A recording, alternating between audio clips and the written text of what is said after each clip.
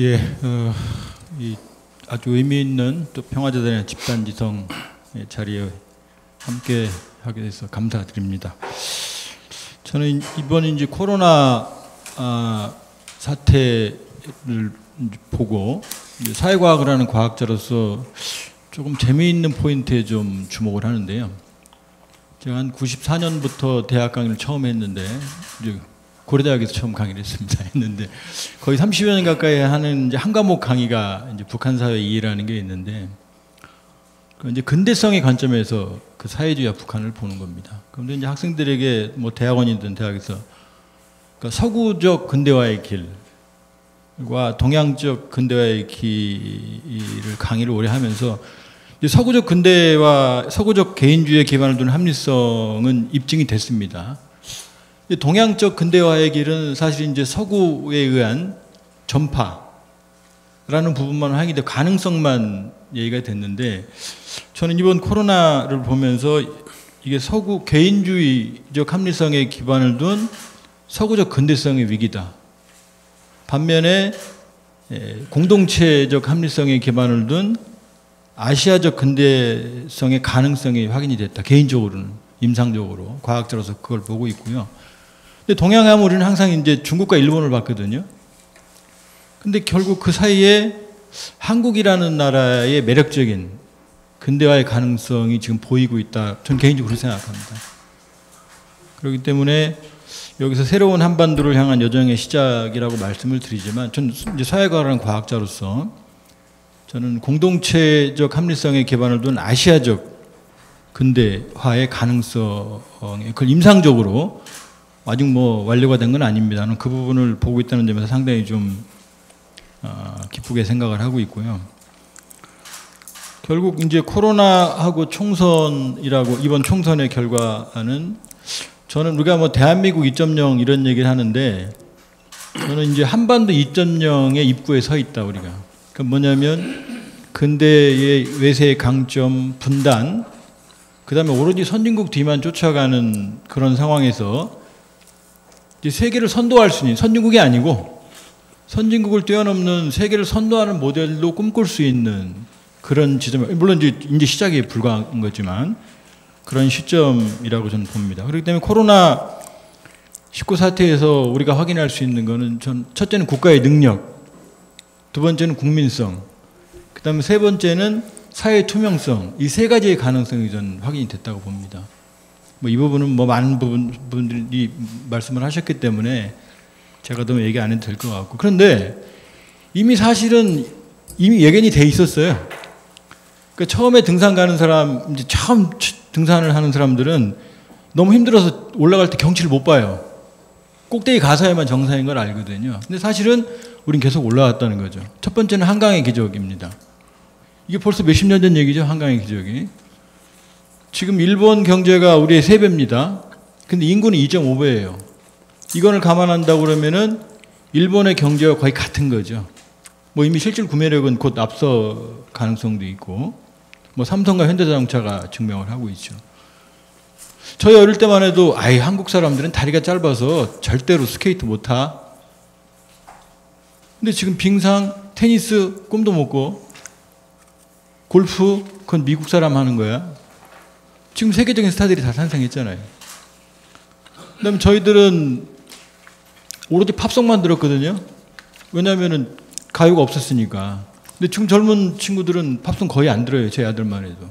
그게 BTS고 싸이고 이미 영화 기생충인 거죠. 이미 우리는 많이 올라선 거예요. 제반 분야에서. 많은 분야에서. 그리고 또 하나는 이제 나중에 총선분에서 민주주의를 말씀을 드리겠지만 1945년 2차 세계대전 종전 이후에 같이 출발한 나라 중에 대한민국만큼 민주주의에 성공한 나라는 단언코 없습니다. 제가 보기엔. 그리고 제가 오랫동안 저도 그 현장에 있고 봤지만 선진국이든 후진국이든 그 수없이 많은 정치적 소요 사태에서 약탈과 방화가 없는 유일한 국가가 대한민국입니다. 그러니까 상당히 오래전부터 정치적인 성숙도가 내재화돼 있었던 거죠. 그리고 지금 5.18 때문에 지금 많은 아픔도 있고 그렇습니다만은 군인들도 어느 날 제자리로 돌아갔죠. 아직도 많은 국가에서 군인들이 지배력을 행사하고 있는 것에 비해서는. 그렇게 보면 우리는 이미 한강의 기적과 한류로서 코비드 이전에 이미 우리는 상당 부분 7분 응선, 8분 응선 올라왔고 코비드 때문에 우리가 정상에 가까이 와 있다는 걸 확인했을 뿐이다라는 거죠. 결국 우리는 대한민국의 재발견이 아니라 사실 발견이죠. 몰랐던 거죠. 부분에 매력적인 여러 정치, 경제, 사회적으로 생각보다 괜찮은 국가에 제가 소련으로 유학을 91년에 갔는데 그때 소련 사람들이 저를 봤을 때 저는 가면 이제 인종차별 그 다음에 아무리 소련이지만 서구 문명 근데 전혀 그때 저를 바라보는 그 부러웠던 시각을 생소하게 느꼈었거든요. 근데 그때 이미 우리는 어느 국가에게는 부러운 국가였던 거죠. 그렇기 때문에 이번 코로나는 결국 아까 스님도 말씀하셨지만 이 정권의 성과가 아니죠. 우리가 걸어온 결과입니다. 이게 나중에 말씀드리겠지만 결국 산업화 세력과 민주화 세력의 노력이 결실로 맺어진 거라고 볼 수 있는 거죠. 총선은 의미가 있죠. 저는 결국 주류가 된 진보, 그 다음에 냉전의 추억에 머문 보수의 자멸 이렇게 저는 보고 싶거든요. 그리고 결론적으로 이번 총선의 승자는 없다. 여야가 아니다. 왜냐? 지금 여러 가지 관점에서 본다 그러면은 이게 종합적인 결과물이지 단기적인 여야 간의 이 단기전의 결과는 전혀 아니거든요. 저는 한국 정치의 주류가 됐다는 점 진보가 이게 정말로 중요하다고 봅니다. 그러니까 1945년 이후로 최초로 친미, 반공, 때로는 친일을까지 포함하는 세력들, 냉전적 대립관계에서 냉전적 공존을 추구했던 보수 세력들에서 이제 주류가 교체된 거죠. 처음으로. 여기 이 안에 가슴 아픈 얘기 좀 써놨습니다만은 수없는 용공, 그 다음에 반공이라는 기치로 독재를 정당화했던 체제에서 이제 민주주의 세력, 민주주의를 지향하는 반독재 민주, 그 다음에 이 친민족주의, 자주를 지향하는 세력으로 주류가 교체됐다. 그러나 이거는 사실은 엄밀히 보면 지금 저기 다 저도 내일 모레 50입니다만은 지금 장년과 노년 세대들은 민주화 세대예요. 그러니까 당연히 올 게 온 거죠. 그러니까 반독재 민주주의의 감성을 가진 그런 지향성을 가진 사람들이 이 사회의 주류가 됐기 때문에 당연히 올 결과가 온 거죠. 제가 보기에는 이미 오래전에 왔어야 될 결과죠. 사실 엄밀히 보면 결국 한국 정치의 주류가 교체된 거죠. 선수 교체가 된 거죠. 이제 이 주전 선수 교체가. 반면에 보수는 냉전의 추억에 머물렀다. 물론 박근혜의 그림자, 자멸 이것도 있지만 지금 남북 정상회담을 4번 혹은 5번 그 다음에 200만 명이 금강산을 다녀오고 지금 남북 개성공단 금강산의 경험을 가지고 있는데 지금 탈북민 3만 명에 탈북민 출신 국회의원이 2명이에요. 반북관을 가진. 이해할 수 있죠. 탈북했으니까. 그러나 300명 국회의원이 2명이면은 탈북민은 3만 명밖에 안 되는데 결국 이데올로기적인 과잉이고 냉전의 추억에 머무른 거죠. 세상은 바뀌었는데 이미 바뀌었는데. 그러니까 저는 결국 자멸이었다. 그러니까 변화를 거부한 보수가 자멸의 길을 선택한 거다. 냉전의 추억에 머무른. 이건 이미 예견된 거죠. 그러나 4.15 총선의 진정한 승자는 제가 보기엔 없어요. 이번 코로나 사태에서 정부는 아주 탁월하게 역할을 했습니다. 박수를 보낼 수 있죠. 그러나 코로나를 뺀다 그러면 경제를 보면 성적표가 좋은가요? 안 좋죠. 그 다음에 새로운 압축적 성장 모델에서 벗어나 새로운 성장 동력 가능성 모색이 안 됐죠. 적폐청산 사실은 어느 정도 불가피하죠. 박근혜 정권을 탄핵했으니까. 그러나 적폐청산보다 더 많은 일들이 지금 눈앞에 젊은이들은 미래를 꿈꾸기 어렵고 자영업자들은 내일을 기대하기 어려운 게 현실이거든요. 이런 상황에서 정치적 과업에만 매달린 경향이 충분히 있거든요. 제가 적폐청산을 부정하는 건 전혀 아닙니다. 그렇게 본다 그러면 과연 이 정부가 3분의 2 의석을 싹쓸이할 정도의 성과를 보였느냐? 저는 그건 아니라고 봅니다. 저한테 제가 돌을 던져도 맞겠습니다. 결국 여러 단기적인 요인들과 이런 것들이 맞물렸고 상황적, 그러니까 보수의 자멸과 코로나에 대한 집권 여당의 탁월한 대응 능력이라고 하는 요건이 작용을 한 거지, 큰 틀에서 보면은 이렇게 압도적인 승리의 원인으로 볼 수는 없다. 큰 틀에서의 어떤 이 주류 교체는 사실은 큰 민주화의 여정의 결과로 봐야 되는 거라. 그렇게 보면 사실은 아까 선생님도 말씀하셨습니다마는 지금 기뻐할 때가 아니고 이 주류로서 진보가 새로운 책임감을 가지고 지금 보수가 장기간 질서를 세워왔듯이 이제 진보가 지향해야 될 질서에 대해서 고민을 차분하게 할 때라고 저는 생각을 합니다. 그래서 결국 새로운 한반도를 위한 제언을 몇 가지 해드리면 첫 번째는 성찰입니다. 우리가 대한민국의 어트랙션, 매력에 대해서 지금 기뻐하고 있고 자긍심을 가지고 있지만 좀 들여다보면 아까 말씀드렸다시피 젊은이들은 희망이 없고 자영업자들은 내일을 기대할 수 없어요. OECD 최고의 자살률, 최고의 노인 우울증, 최고의 이혼율, 최저 출생률. 이게 슬픈 성공이죠.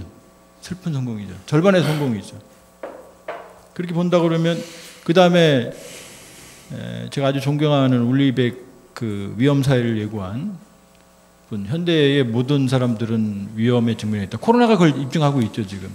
저는 한국 사회의 가장 큰 위험은 코로나가 아니고 불신이라고 봅니다. 불신. 제가 어제 보수 진영 몇 분하고 저녁을 먹었는데 이분들은 뭐 이건 투표 조작이다라는 확신에 차 있어요. 그분들은 욕하는 게 아닙니다. 진보 진영은 진보 진영대로 사안이 터질 때마다 팩트보다는 그러니까 김정일 위원장이 안 죽었다, 문제가 없다라는 얘기들이 수없이 있는데도 불구하고 유언비어 혹은 가짜뉴스들이 더 판을 치는 거죠. 불신이라는 거대한 토양이 있기 때문에 이 가짜뉴스들이 판을 치고 허위가 사실은 이제 무성하게 잡초처럼 자라는 상황. 우리 언론 자유도는 42위입니다. 아주 개선된 게. 세계 10위권의 경제 대국이 이게 우리 현실을 보여주는 거죠. 그러니까 결국 우리는 성공을 했지만 절반의 성공이고 상당 부분 슬픈 성공이다. 그 매력의 이면에는 많은 상처와 아픔이 있다. 그럼 거기에 대해서 보수가 진보가 지금 패배와 성공을 탓할 때가 아니라 이제 성찰을 해야죠. 반성과 새로운 미래 비전을 꿈꿀 수 있는. 두 번째는 합리적 진보와 보수의 탄생입니다. 이런 보수와 진보는 세상에 없습니다. 진보가 민족주의자들이고 보수가 친미, 친일까지 보이고 대부분의 국가에서 진보는 민족주의 성향을 지니지 않아요. 그리고 젊은이들이 더 보수적이고 작년보다. 결국 그리고 또 진보는 민주주의와 인권은 진보의 가치인데 북한의 민주주의와 인권에 대해서 진보는 말을 안 해요. 굉장히 과묵합니다. 이 한국의 반독재 인권에 대해서는 그렇게 피나게 싸웠던, 투쟁했던 사람들이 현실을 이해할 수 있죠. 왜 이런 보수와 진보의 이 왜곡된 이 좌화상이 만들어졌냐면 바로 이제 분단이죠. 친미 반공에서 출발하는 보수 정권, 그 다음에 민족주의, 민족주의 진영이 형성됐고 이게 이제 진보와 보수의 한국의 좌화상이 된 거죠. 근데 저는 근데 그 지형은 깨졌거든요. 냉전은 90년에 끝났고 세계적인. 그다음 한반도의 냉전도 지금 깨져나가고 있고 트럼프는 지금 우리에게 동맹이 지금 돈 달라고 하는 판인데 그럼 그 지형은 이미 흔들리고 있거든요. 그럼 저는 한국의 진보와 보수도 제가 보기엔 헤쳐모여야 될 것 같아. 때로는 보면 이번 총선에서도 보면은 저는 무슨 정책 차이 크게 못 느꼈어요. 이 여야 뭐 제가 과문해서 그런지 모르겠습니다만 결국 그러니까 진보와 보수 새가 두 날개로 날듯이 건강한 진보와 보수의 탄생은 국가의 미래가 되거든요. 그렇기 때문에 이념적인 이런 혼돈을 정리하고 건강한 진보와 보수로 진영이 재탄생하는, 공존할 수 있는 그런 구도가 필요하다. 도연이 K 평화 모델과 K 발전 모델인데요. 결국 이 한반도의 문제는 평화죠. 항구적인 평화, 그리고 그걸 거쳐서 통일로 가야 되는데, 저는 북핵 문제도 결국은 이제 인식을 바꿔야 될 것 같다. 그건 뭐냐면 북한이 핵을 만든 건 불안해서거든요. 불안해서. 그런데 지금 살려면 핵을 내놔라라는 거거든요. 그러니까 핵을 포기해야만 평화를 주겠다라는 건데, 저는 결국 평화적인 상황을 만들어서 북한의 핵을 놓게 하는 쪽으로 인식을 바꿔야 될 것 같다. 안 놓죠. 죽을 때까지. 내가 살기 위해서 만들었는데 너 살려면 내놔라 그러면 내놓겠습니까? 그러니까 평화 먼저죠. 평화적 한반도의 평화체제, 선평화체제를 가속함으로써 핵을 자연스럽게 내놓게 하는 구도로 바꿔야지, 지금 전 선핵 비핵 평화라고 하는 체제라고 하는 개념으로 접근을 하면 어렵다. 결국 여러 개 써놨습니다만은 지금 180석을 얻었다는 동력을 저는 올해 당장 남북 정상회담을 해야 될 것 같다. 그래서 김정은 위원장이 화내는 이유가 있죠. 우리가 영변 내놓으면 될 거야? 근데 안 됐죠. 판문점 나왔는데 트럼프 대통령한테 한 대 또 얻어먹고만 갔죠. 우리한테 불만이 있는 건 이해합니다. 그 다음에 남북관계 약속한 거 안 되고 있잖아요, 지금. 북한이 떼쓰는 것도 있지만 상당 부분은 들여다보면 북한의 입장에서 보면은 이해할 수 있는 부분도 있습니다. 그렇기 때문에 저는 지난해 2018년, 19년도 보면 우리가 먼저 움직였어요. 4.27 때 움직여서 6.12로 갔고, 6.12 직전에 또 문제 있을 때 5월 26일 날인가 만났죠? 우리가 한 겁니다. 그 다음에 9.19 때 만나서 그때 영변 내놓으라고 돼 있죠? 그 공동선언문에. 그게 하노이에서 의제가 됐잖아요. 그 다음에 630 판문점에서 만나고 바로 스톡홀름 10월 4일로 됐거든요. 그러니까 우리가 이끌어낸 거예요. 미국이 먼저 한 거 아니에요. 그러니까 당장 해야 됩니다. 당장 해서 지금 서로 주고받겠냐? 왜 없어요? 어마어마하게 많습니다. 대규모 인도적전, 의료전도 할 수 있고, 철도도로 들어가 조사도 할 수 있고. 그러니까 남북한이 가지는 스스로의 자율성을 가지게 되면 트럼프 대통령도 기웃거릴 수밖에 없죠. 그렇기 때문에 저는 당장 올해 장기적으로는 평화 먼저라는 말씀을 드리지만 당장 정상회담을 해야 된다. 지금 기회는 6.15 있죠. 그 다음에 9.19 있죠. 8.15도 있습니다. 내년에 하면 늦죠. 내년에 하면. 그렇기 때문에 저는 이게 정부 당국자가 볼지 안 볼지 모르겠습니다만 꼭 좀 이 동력을 살려서 다시 정상회담으로 가. 김정은 위원장도 어려운데 나올 수밖에 없겠죠. K 발전 모델. 결국 이제 저는 이제 코로나 시대에 우리의 가능성은 뭐냐면 아까 이제 지구와 탈지구와 말씀도 하셨지만 전 평화 경제. 결국 하나의 단일 경제권으로 간다고 그러면 우리는 북한이 있거든요. 북한은 하나의 경제권으로 관리할 수 있거든요. 평화 경제에서 결국 평화 경제로 가면 결국 중국하고 일본도 연계될 수밖에 없죠. 저는 K 발전 모델 4차 산업혁명 그러지만 4차 산업혁명 우리만 합니까? 우리만 장점이 있나요? 딴 나라든 투자 안 하나요? 결국 우리는 평화 경제에서 답을 찾자라는 거고. 그다음에 무국화 시대의 도덕적 헤게모니. 저는 이거 포스트 코로나 중국, 미국 저는 그렇게 안 봅니다. 둘 다 이번에 도덕적 헤게모니를 잃었다. 그러니까 중국 5,000년 그 이상의 역사 동안 세계를 지배했던 건 유교라는 도덕적 헤게모니가 있었기 때문이거든요. 폭력만 갖고 지배하지 않아요. 로마나 몽고도 폭력만 갖고 하지 않습니다. 항상 포용하고 도덕적인 소프트 파워를 통해서 제국을 지배하거든요. 미국도 민주주의 인권이라고 하는 그런 소프트 파워를 통해서 물론 자국의 이해관계를 관철시키지만 근데 트럼프는 지금 그걸 포기하고 있지 않습니까? 아메리카 포스트면 아메리카 폭력주의죠, 사실은 그게. 결국 미국의 위기다. 그러니까 결국 우리가 세계를 선도한 국가가 되기 위해서는 매력적인 도덕적 헤게모니를 가져야 됩니다. 그건 지금 말씀드렸어요. K 평화 모델, K 발전 모델을 통해서 인간 안보가 보장되는 그런 매력적인 선도 국가의 가치를 창출하는 거죠. 마지막으로 주류 진보의 과제를 말씀드리면 제가 나의 말 잘 안 쓰는데요. 괴물과 싸우는 자는 스스로 괴물이지 않도록 조심해야 된다. 니체의 말입니다. 아마 이 다음 말은 이게 선악의 저편에 나오는 문구인데요. 당신이 심연을 오래도록 바라보고 있으면 심연도 당신을 바라다본다. 이 다음에 나오는 말이거든요. 사실 오랫동안 진보는 반독재, 보수 진영과 싸워왔죠. 그리고 이제 그 상황에서 많은 면책특권을 활용해 왔습니다. 그러나 한국의 주류는 이미 과거 억압받는 소수가 아니고 기득권 주류가 되어버렸습니다.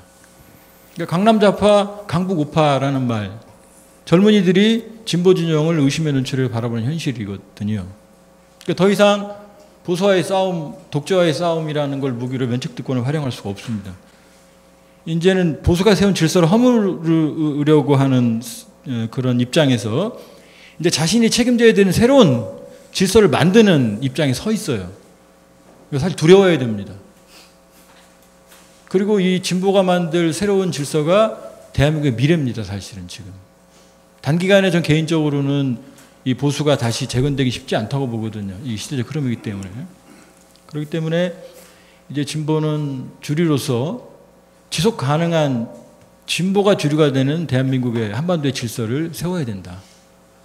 그러려면 아까 선생님도 말씀하셨는데 그 포용과 협치다.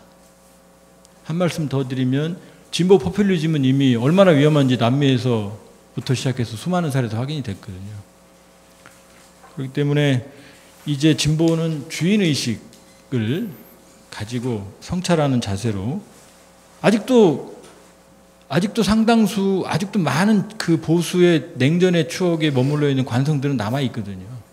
그 관성을 완전히 벗어나서 진보가 주류가 되는 그런 새로운 질서, 그래서 결국 바람직한 K모델의 완성, 그 다음에 조금 감성적인 표현입니다만은 그 모두의 대한민국을 지향하는 성공적인 진보가 됐으면 하는 게 제 바람입니다. 예, 고맙습니다.